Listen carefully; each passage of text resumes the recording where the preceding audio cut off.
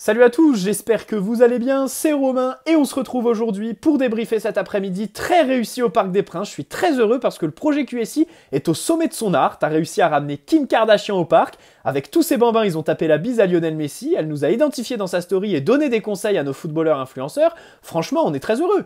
Que demander de plus? C'est évidemment faux. On est très heureux, oui, parce que c'est la trêve internationale et qu'on va oublier pendant 15 jours l'abominable PSG de Christophe Galtier, qui encore ce soir nous met la honte face aux Rennais qui font 6 sur 6 allers-retours contre nous cette saison, qui prennent l'habitude, Bruno Genesio, de nous gagner désormais. Et puis nous, face au top 5 de Ligue 1, le bilan toujours aussi atroce, cataclysmique, les dirigeants qui ne réagissent pas. Dans un club normal qui a un certain niveau d'exigence et qui ambitionne la Ligue des Champions, jamais au grand jamais, un entraîneur comme Christophe Galtier déjà signe et ensuite reste avec les résultats qu'il a. 7e défaite en 2023. Je crois qu'en 7 matchs contre donc le top 5 de Ligue 1, tu as 4 défaites. Et plus globalement, le 7-1 contre Lille en août, ok. Le match retour au Vélodrome contre Marseille, tu leur mets 3-0 il y a 3 semaines, ok. Mais tous les autres, il n'y en a aucun qui sort du lot. Il y a les défaites, on ne va pas en parler, mais même les victoires en fait. Le 4-3 contre Lille, le coup franc au bout du bout de Messi. C'est sympa, les émotions, machin chouette. Mais enfin, tu mènes 2-0, tu te retrouves mené 3-2 au milieu de la seconde mi-temps, ça n'a pas de sens. Même le 1-0 que tu mets au premier Classico en octobre, tu le domines qu'à moitié le match. Et si Marseille, ils ont un vrai attaquant, ils se créent des vraies occasions, ben ils dominent, ils te gagnent en fait. C'est simple, c'est comme ça, c'est la vérité, c'est tout.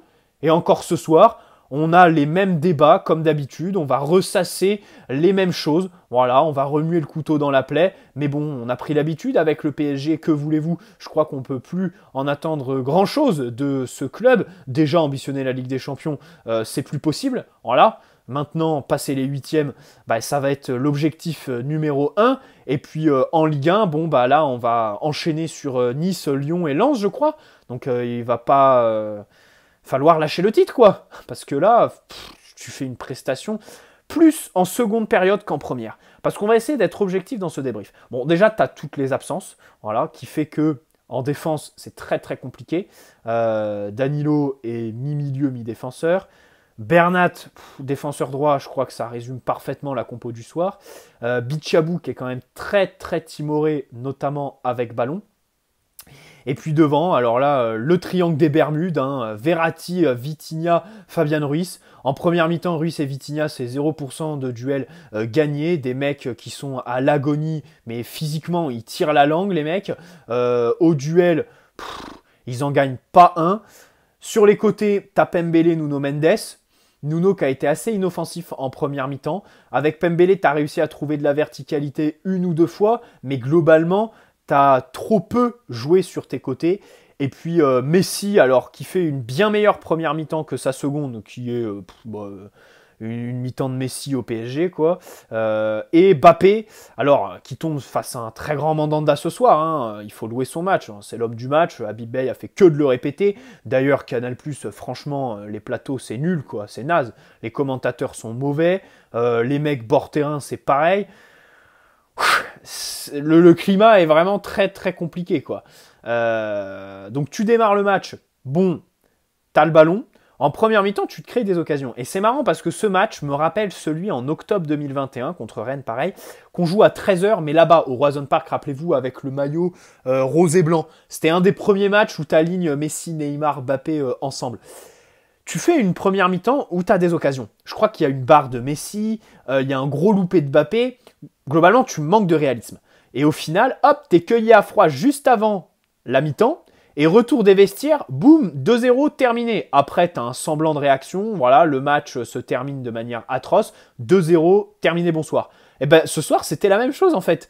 45e minute, tu prends un but de Karl Toko Ekambi. Mais frérot, comment tu peux prendre un but de ce mec-là ? Et mais au milieu de terrain, mais sur l'action, mais c'est guignolesque en fait. Et après, bon, ça c'est la spéciale PSG, un ancien de la maison, Arnaud Calimundo, qui célèbre pas, mais célèbre, mais crucifie-nous, on mérite rien en fait, on mérite rien du tout. Aujourd'hui, on en est là à avoir des supporters qui bavent sur un retour de Adrien Rabiot. C'est vous dire l'état de l'effectif actuel en fait. Vous dire l'état de notre milieu de terrain, t'as plus aucune exigence. Le premier milieu qui fait 3 bons matchs en Europe, bah tu le veux au PSG. C'est évident parce que Il n'y a rien en fait. Il n'y a rien. Les mecs, c'est des passes à 3 mètres. Dans le dernier tiers, ça n'a aucune influence.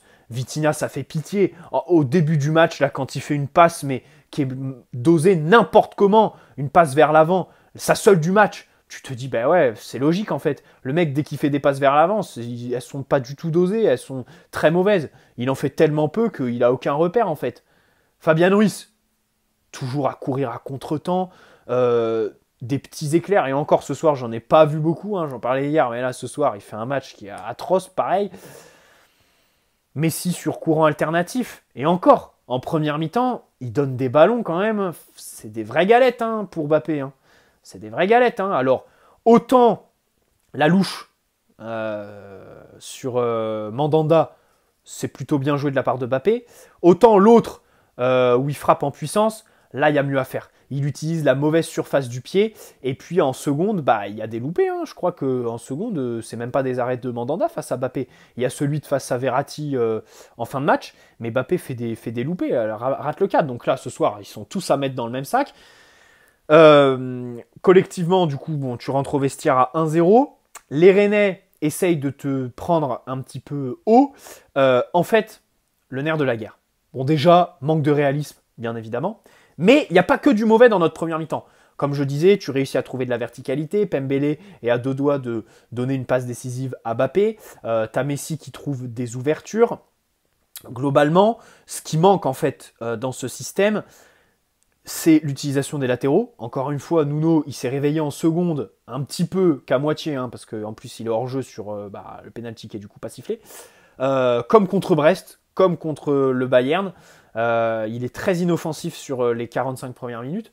Bon, Pembele, il a été un poil meilleur que contre Brest parce qu'il est dans un rôle de piston qu'il affectionne beaucoup plus que celui de latéral.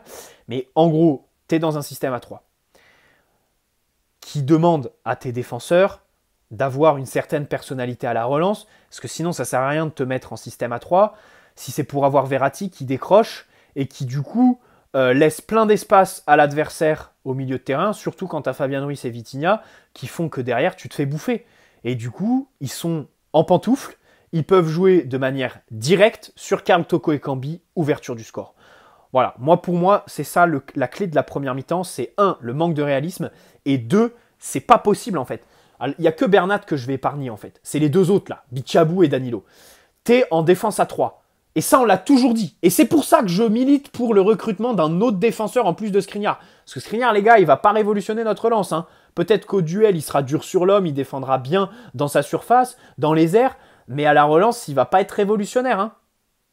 Et quand tu joues à 3, ce qui semble se profiler quand tu as Hakimi Nuno et que tu rajoutes Skriniar à 11 millions par an en termes de salaire, en plus de prolonger Marquinhos à 18 patates, bref, va chercher le sens.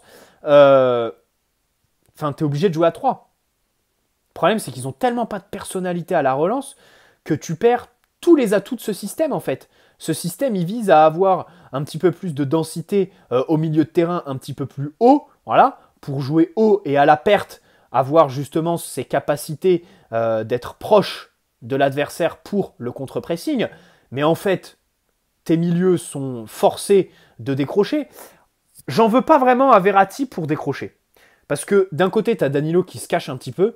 Franchement, t'es un patron dans l'équipe. Ok, tu fais des super matchs, mais ce soir, à la relance, et on l'a déjà vu ça, notamment l'aller contre le Bayern, il est limité à la relance Danilo. Il faut le dire, il faut le dire. Bon, Bernat, il n'était pas à son poste. Là, c'est vrai que défenseur central. Bon, il avait été baladé en seconde partie de saison 2019 avec Tourelle au milieu, je me souviens, contre Lille. Le 6-1 qu'on prend, et je crois qu'il était au milieu. Il était aussi en défense, je crois. Match contre Guingamp. En Coupe de France. Et au Bayern aussi, hein, avec Pep Guardiola. Bon, dans tous les cas, c'était compliqué pour lui ce soir, notamment sur le second but. Il n'avait pas de repère. Moi, je ne peux pas lui en vouloir. Je ne peux pas tomber sur Bernat dans ce débrief-là, tu vois. Mais Bichabou, dès qu'il faut faire une passe à plus de 10-15 mètres, bah, c'est très compliqué, en fait. Et du coup, Verratti est obligé de décrocher. Ce qui n'est pas dénué de sens. Parce que les mecs, ils ont tellement pas de personnalité que si tu veux jouer en profondeur, bah, Verratti, en fait, il a trouvé Mbappé 3-4 fois en première mi-temps, comme ça. Du coup, bon, je n'en veux pas trop d'avoir trop décroché, même si bah, ça permettait aux Rennais, du coup, sur les seconds ballons par exemple, d'être en pantoufle, comme je l'ai dit. Bon, voilà la clé de la première mi-temps collectivement. Et puis la seconde, bon écoutez, c'est la même chose. Enfin, là, la seconde, je vais ressortir le discours bateau. Quand est-ce qu'on va arrêter ce PSG sur courant alternatif avec un rythme de sénateur qui ne met aucune intensité au duel, à la course sans ballon, avec ballon, aucune course à vide pour, je sais pas, déplacer les adversaires, créer des espaces pour ses partenaires, c'est franchement très compliqué. Même Mbappé, en fait. Même Mbappé, je trouve que par rapport à il y a 2 ans, en fait, sous Pochettino, il était un bien meilleur attaquant, Mbappé. Là, cette saison, peut-être que je m'acharne, mais ce soir, il fait encore un mauvais match, en fait. Il doit marquer, là, toutes les occasions qu'il a, je veux bien Mandanda, mais il doit en mettre une, tu vois. Et le problème, c'est que ça fait trop de matchs cette saison où Mbappé passe à travers. Reims, fin janvier, il fait un match atroce. Lens, début janvier, son entrée contre Rennes à l'aller, où il loupe un immanquable. Brest, mi-septembre. Rennes, Reims, pardon, mi-octobre. Enfin, il y a plein de matchs. Même contre le Bayern, match retour, il n'est pas là. En fait, il est moins bon avec Galtier qu'avec Pochettino. La différence que je vois, c'est qu'avec Pochettino, il faisait beaucoup plus d'appels, Mbappé. Là, il fait moins d'appels. Et c'est franchement dommage, en fait. Déjà que il court pas, il a un investissement défensif proche du néant comme Lionel Messi, alors que c'est quelqu'un de très rapide qui pourrait apporter au contre-pressing pour vraiment gêner les défenseurs, parce que dès qu'il enclenche, il est tellement rapide. Puis il est grand, Mbappé, tu vois. Il en impose quand même, il s'est développé. C'est plus le gamin qu'a signé en 2017. Quand il court là sur les défenseurs à la relance, il les gêne clairement. Et le peu de fois où il le fait, ça conduit à des précipitations chez l'adversaire. Donc en plus de ne pas faire ce genre d'effort, il y a un petit peu moins de courses que sous Pochettino. Ça me désole un petit peu. Bon, après, les autres prestations, écoutez, que voulez-vous. Bichabou, comme j'ai dit, manque de personnalité à la relance. Donnarumma, peut-être à incriminer sur le premier but, il est un petit peu bizarre. Sur le second, bon, écoutez, moins. Danilo, bon, voilà, je suis déjà revenu sur sa prestation individuelle. Verratti, bon, il touche beaucoup de ballons. Il trouve Mbappé. Mais encore une fois, en fait, tu te places où tu veux. D'un côté, tu auras ceux qui lui en voudront d'avoir trop décroché et du coup laissé trop d'espace à Rennes et fait que nous, du coup, on était coupés en deux. J'entends ce genre d'argument. Moi, je me place plus, comme j'ai dit, du côté des gens en fait, qui en veulent plutôt au manque de personnalité de nos défenseurs qui poussent Verratti à décrocher. Et c'était la solution à prendre parce que ça a marché. Il a trouvé Mbappé en profondeur et encore une fois, en première mi-temps, on manque de réalisme. Enfin, le but de Rennes, allez, ça faisait 10 minutes où il revoyait un petit peu le ballon. Mais sur la globalité de la première mi-temps, c'est pas mérité. Tu dois mener en fait. Tu manques cruellement de réalisme. Encore une fois. Et avec des stars qui te pèsent autant sur ta masse salariale, qui prennent autant de poids dans le vestiaire, sur le terrain tactiquement, par rapport aux performances des autres joueurs qui sont bridés, c'est pas possible en fait. Dès qu'ils sont dans un mauvais jour, ça déteint très fortement sur la prestation collective. Mais si, sa première mi-temps, en vrai, j'ai plutôt apprécié. C'est vrai qu'il trouve Mbappé quand même sur des passes. Les gars, à un moment donné, il faut aussi profiter, hein, c'est le foot. Hein. C'est des passes que personne d'autre te fera. Hein. S'il ne prolonge pas, on prendra aucun joueur, mais vraiment aucun, qui fera ce genre de passe. Hein. En termes de créativité, moi je veux bien qu'on me dise changer d'animation, avoir un ailier droit plutôt que Messi, ça va diversifier, on sera plus dangereux. Mais enfin, de l'autre côté, il t'apporte tellement de créativité dans l'entrejeu que les Vitinha, Ruiz sont incapables d'apporter, c'est compliqué quoi. C'est compliqué. Moi ce soir, Vitinha, j'aurais clairement mis Carlos Soler à sa place. Dommage, moi en première mi-temps, et en seconde aussi, j'en suis venu à regretter le forfait de Carlos Soler aujourd'hui en fait. Parce que dans le dernier tiers, c'est quelqu'un qui a trouvé un petit peu sa place dans l'équipe, qui sait un peu près quoi faire par rapport à Vitinha, c'est le néant de A à Z quoi. Selon moi. Donc voilà, bon Mbappé, comme je l'ai dit, pas assez d'appels, ça c'est franchement dommageable, et puis les occasions loupées. Vitinha, Ruiz, les gars, franchement, tout ce genre de performance là, j'en ai marre de les commenter. On fera le bilan en fin de saison, mais que voulez-vous? C'est dramatique, et là on va enchaîner, je crois qu'on reçoit Lyon, ensuite on se déplace à Nice, et ensuite on reçoit Lens, si je dis pas de bêtises. Ça va être joli. Mais bon, il y a la trêve internationale. Allez, il y a l'équipe de France de Dédé qu'on va retrouver. Écoutez, ça va prendre un petit bol d'air frais. Le coaching de Galtier, bon, écoute, il a personne en fait. C'est pour ça qu'à chaque fois, les deuxièmes mi-temps sont très compliqué par rapport aux premières, parce qu'aussi, tu n'as aucune ressource sur le banc. Et Ekitike, tu le fais rentrer à la 58e. Mais en fait, ça faisait depuis combien de temps qu'il n'avait pas eu un temps de jeu aussi conséquent, en fait? Plus d'une demi-heure de jeu. Ça doit faire plus d'un mois qu'il n'a pas eu ça. Contre le Bayern, je crois qu'il est rentré 20 minutes. 22. Là, 32. 36, 38 avec le temps additionnel. Ça a fait un vrai temps de jeu. Mais le problème, c'est que le mec, il arrive, tu veux qu'il soit concerné. Il n'a pas joué depuis un mois, tu le vois pas. Il est au placard. Renato, lui, la question c'est de savoir la prochaine fois qu'il va se blesser. Hein. Lui, on l'a complètement oublié. Voilà. Et puis, Warren, qui rentre. Ah ouais, ça, j'étais content de voir Bernat en défense centrale. Ça, c'était un choix, en vrai, début de match. J'étais plutôt content qu'ils mettent Bernat plutôt que Warren en défense. Parce que Warren avait travaillé dans ce secteur-là à l'entraînement. Donc là, j'étais plutôt content de le voir faire ça. Mais sinon, après, tu changes de système. De toute façon, c'est toujours la même chose. T'es mené, tu changes de système. Alors que si t'es mené, c'est parce que tu manques de réalisme. Et du coup, le nouveau système que tu mets en place, enfin là, ce soir, 4-3-3, 4-4-2, bref, ce que vous voulez, on n'en a rien à foutre. Le nouveau système dessert trop les milieux de terrain et ça change rien, en fait. Au final, c'est aucune emprise sur le match. Aucune. Et là, il va te faire les bons constats, encore une fois, au micro de Canal+, Christophe Galtier. Mais fais consultant, mon garçon, fais consultant. Mais là, je vois pas dans quel monde il reste à la fin de la saison, franchement. Je l'ai défendu sur son approche du match aller contre le Bayern. J'ai dit qu'il fallait pas s'en séparer avant la fin de saison, parce que bon, j'étais confiant pour qu'on aille chercher le titre, et je le suis toujours, tu vois, c'est le seul objectif. Et je vois pas l'intérêt de virer Galtier pour faire un intérim avec Papus Camara, ou alors faire venir un nouvel entraîneur qui aurait un effectif en perdition, des mecs qui pensent qu'à leurs vacances, et surtout d'autres mecs qui seront pas là la saison prochaine, tout simplement. À quoi bon bosser les automatismes avec une équipe qui sera pas celle que tu auras la saison prochaine? Surtout que, bon, on va pas se mentir, tu as tout le mois de juillet pour te préparer. Bon, voilà, c'est pas 2 mois de compétition de Ligue 1 avril-mai qui vont changer quelque chose aux automatismes que tu auras en janvier 2024, hein, soyons très très clairs. Donc bon, ceci étant dit, fin de saison, il va gicler Galtier, c'est pas possible. Même si les échos médiatiques sont pas de cet ordre-là. C'est logique parce que les médias sont nourris par Luis Campos en ce moment, parce qu'il veut sauver sa tête. C'est logique. Mais quand Doha, ils vont se réveiller en juin, que Nasser va faire sa traditionnelle interview de révolution et que tout le monde va y croire, Galtier, il va sauter, il va faire partie du package. Parce qu'aussi, c'est le plus facile à faire partir, en fait. Luis Campos, je pense qu'il a une petite immunité avec déjà Mbappé et puis surtout l'histoire du budget, de la masse salariale, le fair play financier.